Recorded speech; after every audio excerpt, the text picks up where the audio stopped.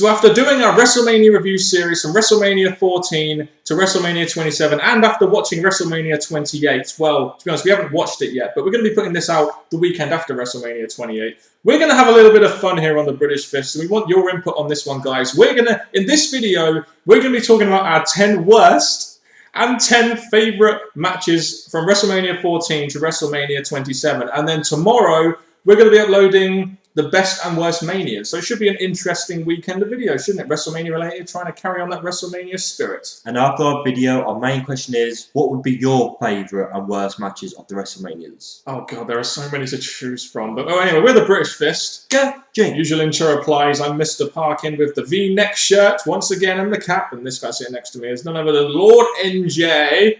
What's up? The first. Always going to be the first, NJ. Yes, so subscribe above, like this video, and comment any thoughts you have on the best and worst WrestleMania matches down in that comment section below. We'd love to get your input on this, and we're just going to have a bit of fun with this, aren't we? Oh, we are, and make sure you contact us in the link in the description box below. Yes, so we might as well start off first with the worst matches. From WrestleMania 14 to WrestleMania 27, there were a lot of bad matches prior to WrestleMania 14, which I could mention here, but for the sake of this video, we'll go from 14 onwards. But I think the best place to start really is WrestleMania 15. That had so much shit on it. Remember the Brawl For All? Bart Gunn versus Butterbean. Remember that one? No, you don't, because it was so shit. It was fucking terrible. Butterbean just goes and knocks all the people Bart fucking Gunn. And the whole thing is, when it comes to WrestleMania, you got the biggest, the baddest matches, and this, I just didn't have a feel to it. It was just not a really good match at all for Mania. They build it up with Bart Gunn knocking other guys out, and then he gets knocked out at 30 seconds of WrestleMania by Butterbean. Anyway, another thing that happened at WrestleMania 15 which was shit. Undertaker versus Bossman. The worst Hell in a Cell match we've ever seen. Not just at WrestleMania, but ever. It was the worst Hell in a Cell match. It was fucking terrible. Ridiculous match. Yeah, with them being Hell in a Cell, you do expect the biggest, the baddest of things going into it, but Big Boss Man in a Hell in a Cell, Taker kicking his ass and laying him out and all that, it just wasn't the best people to have in Hell in a Cell apart from Taker, but just horrible. I mean, the reason we put this on it because it's a Hell in a Cell involving Undertaker, and it sucked. I mean, a lot of WrestleMania 15 sucked, to be honest with you. It was probably the worst Mania we saw of this whole thing, and 16 had its fair amount of filler matches, but they were filler matches, so we didn't really get on this list. The next one we have on this list is Undertaker versus A-Train and Big Show at WrestleMania 19. Nathan Jones was supposed to tag with Undertaker, but I think he got done for some kind of drug-related issue, and the match stunk because of it. You know, Taker has a streak, but Jesus Christ, some of the matches in his streak were fucking terrible. The whole thing is, I'm kind of glad that Nathan Jones weren't it, because a tag match for Taker's streak and all that going on, I would prefer the one-on-one. So the fact it was a handicap match, it really threw the whole streak, the whole Taker taking on an opponent, someone trying to beat Taker out the window. And the fact you got A-Train and Big Show being... Big Show you can understand, A-Train, not up to this level. It was just... And to think that they want to return A-Train as Lord Wow. What the hell is that about? This is why I'm so against it. This match just says it all. Probably one of the most disappointing matches of WrestleMania history was probably Brock Lesnar versus Goldberg. This was built up as this real big match between two real monsters in the industry, Goldberg and WCW, Brock Lesnar. They both had, you know, massive streaks in the WWE and WCW, and this was going to be a great match until it happened, and the guys did absolutely nothing. The thing is, the match was just all like pushing, holding on to each other, and just nothing really there. And I was like, what the hell is this match all about? You had Austin there, and he was pretty much not with the match either, because... The crowd were reacting to him, no one else, because they knew that both those guys were leaving afterwards. So they only got people. The only guy in there that they were reacting to was the special guest referee. This match is just going to go down as a match that really disappointed because people like Goldberg, people like Lesnar, but this last match just blew it out the window. And we are doing this in chronological order, which is why next we have Big Show versus Akebono at WrestleMania 21.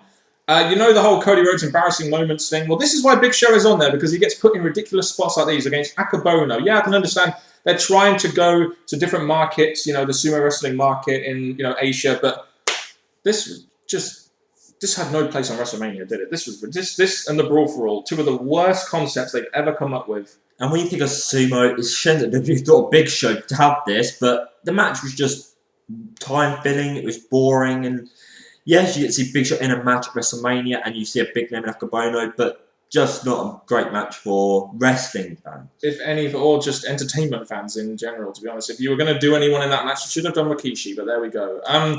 Even though he wasn't around at the time. Great Khali versus Kane. WrestleMania 23, that was terrible. I know you're a big fan of Kane, but you can't deny that this was terrible. They tried to recreate the whole Andre the Giant versus Hulk Hogan thing using this match, and it sucked. It was terrible. Great Khali was terrible here. The match was... The horrible thing is, as we've said, we're not going to say this because there's not other match with Khali in, but he really can't wrestle. So for Kane to go up against him, it was almost like Kane had to try and bring the best out of Khali, but Khali hadn't really got the best in him. So this match was just horrible for Kane and for WrestleMania. And the fact they were trying to create such a historic moment in WrestleMania 3 and failing it only makes it worse, in my opinion. Miss WrestleMania Battle Royal at WrestleMania 25. Seeing Santino in a dress means that this immediately gets on the top 10 worst matches. The fact you had people like Sonny come out without an entrance, no one gave a shit about this. Why was this on the card? And the tag team unification match, dark match. Well, for TNA fans that hear us complain about Eric Young, we're going to complain about Santino in here being in a women's match and going on winning it. So there, we're not just one-sided. And poor Santino, I'm glad he's moved on from this, but this was just a horrible moment for WrestleMania. What's worse, Eric Young holding a women's title with ODB, or Santino taking a WrestleMania Battle Royal and making it as a male and being a female in a dress? I'm sick to Eric Young. It was kind of funny at first, but then you think, oh god, it's terrible. Moving on. That was the 25th anniversary. WrestleMania 26. I think you can guess which match we're going to say here. Bret versus Vince. This match had so much build-up. Bret versus Vince. There was so much history. And all that happened was Bret beating down Vince with a chair. Just awful. It's a bit of a shame because Vince McMahon has had so many great WrestleMania matches for certain wrestlers. When it comes to Bret Hart, someone as big as Bret Hart, it just felt flat and there was just no proper feeling to it apart from Bret Hart getting this win over Vince McMahon. Just like WrestleMania 17, WrestleMania 27 provided us with a couple of duds, didn't it? The first of which is Cole versus Lawler. Again, they devoted so much TV time to this, actually built it up in an okay way, and in this kind of match where you just expect Lawler to get the payoff, kind of similar to what you get if you go against Vince McMahon, the fact this was on, the fact this match sucked, the fact they had Jack Swagger, Austin as a special guest referee, and oh my god, this so much better, and they carried it on afterwards, and it was unbearable. And the whole thing is, this match even got a lot of time. When it comes to commentators, you expect it to finish with Austin there. I thought the match would have been a lot shorter and got to the point, giving Joe Law the win, but no, Mark Cole got the win. It just messed up.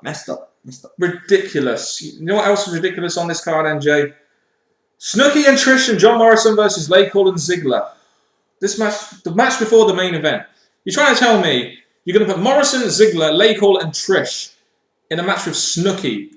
It went about 3 minutes. The 8-man tag was equally as bad, but this was just terrible.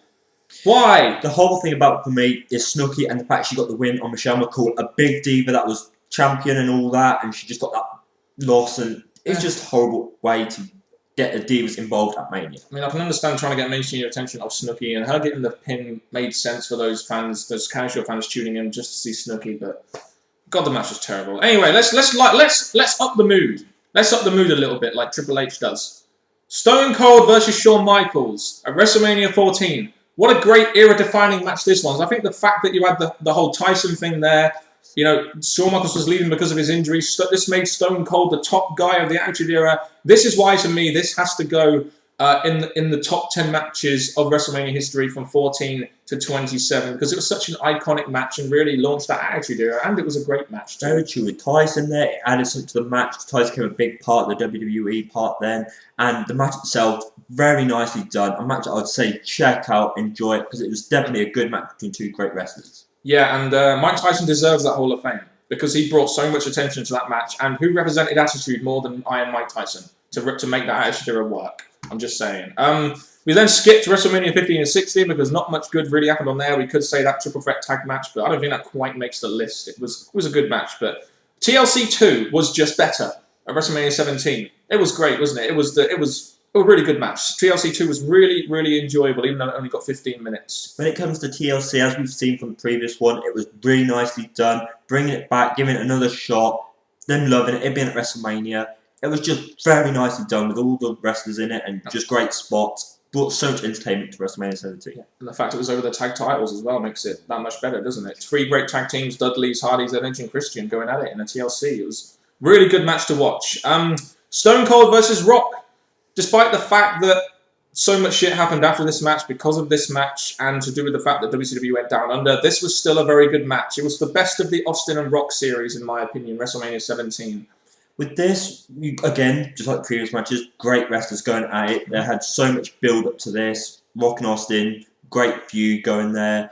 And yes, they continued having other matches afterwards and Rock eventually getting the win. But this match, they did very nicely. Each of those moves, really very nicely done. Another match to say check out. Yeah, definitely. Stone Cold Rock. Best of the 3 they ever had. And 3 of the two of the biggest stars in the Attitude Era going at it at WrestleMania. We may have seen it 3 times, but they didn't half put on some good matches. WrestleMania 15 was good as well, just not as good as 17 in my opinion.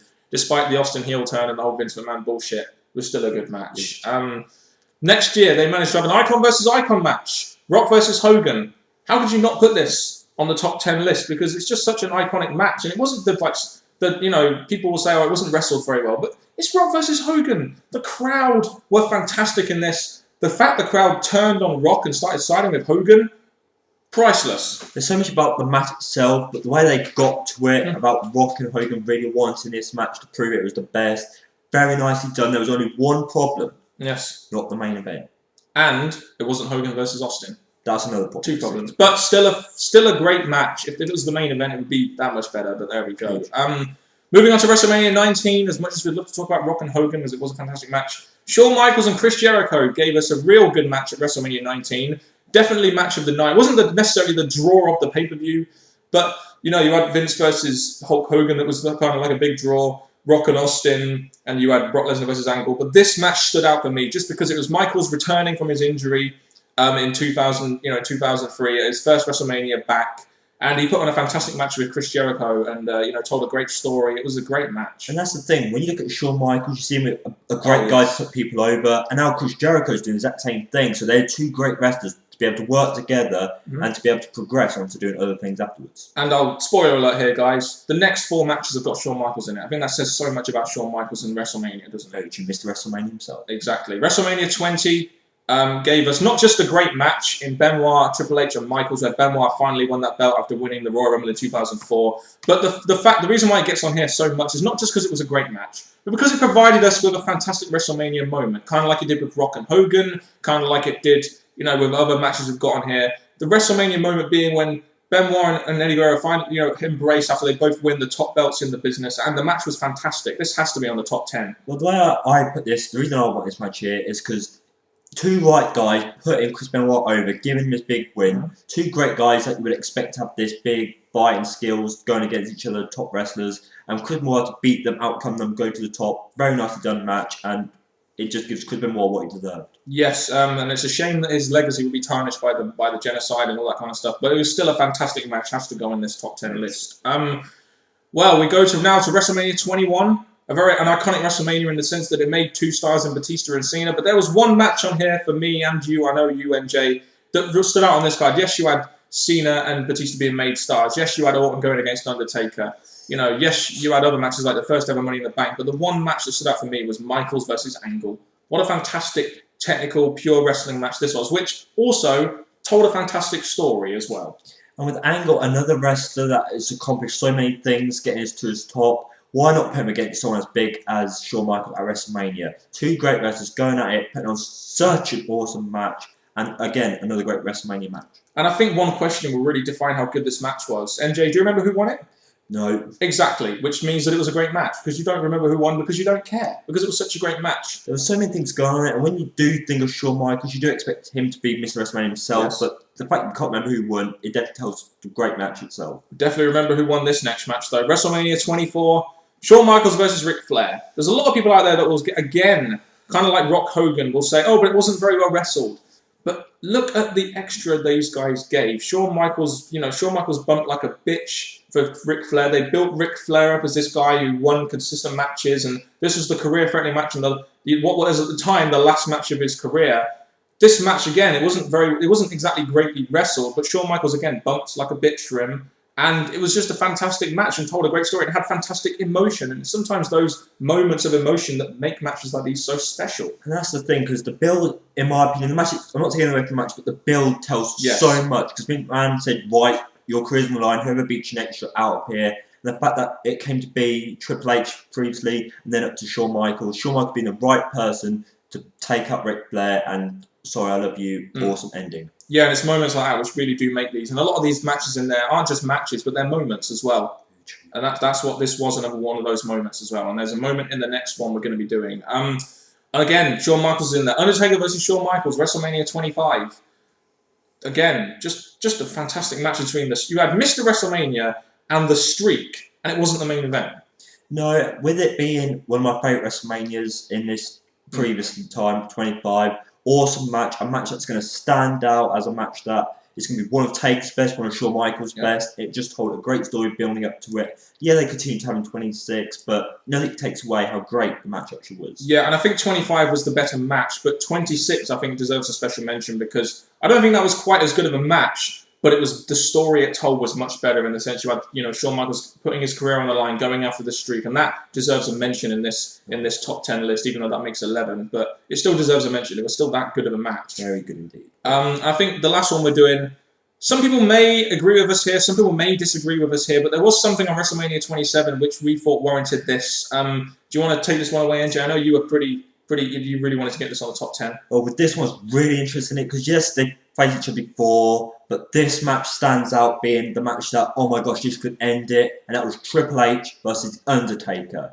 What an awesome match. Yes, it leads on to a next match we now know, but nothing takes away that this match, it could have gone either way. You felt the streak could end, but you felt that it was dramatic. Undertaker and Triple H both put their bodies on the line for this match. Exactly, and it was very dramatic as well. It literally had us on the edge of our seats, especially when Triple H hit that tombstone on Taker. So for that reason alone, again, people may say, oh, it was a finisher fest, it was slow, but it told a great story and it created great drama, which is, again, what makes WrestleMania, essentially.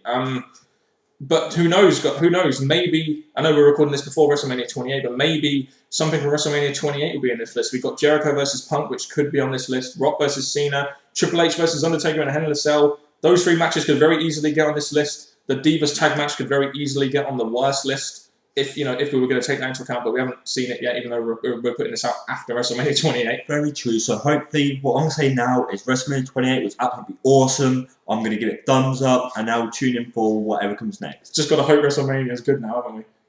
Exactly. There we go. So give us your thoughts as to what your worst matches are and what your best matches are. You've heard our thoughts. We want to hear what you think as your best or worst, and give us your top 10 best and worst if you want to also. So that is really it. Make sure you give us your thoughts. And, well, I hope you guys enjoyed WrestleMania, even though we haven't even watched it yet. I hope it does. I hope it is good. It's going to look a bit stupid, isn't it? Us coming there and saying, oh, I hope it's good when it's happened afterwards. Well, compared to 27, I'm pretty sure it's going to be damn good. Yeah, exactly. That damn good, eh? Oh, yes. Do you want to do your little thing, NJ, and the video? Well, people, thank you very much for watching another video. This has been interesting because we've gone through, from all the WrestleManias, as you've seen in our reviews, we've now given you the good and the bad.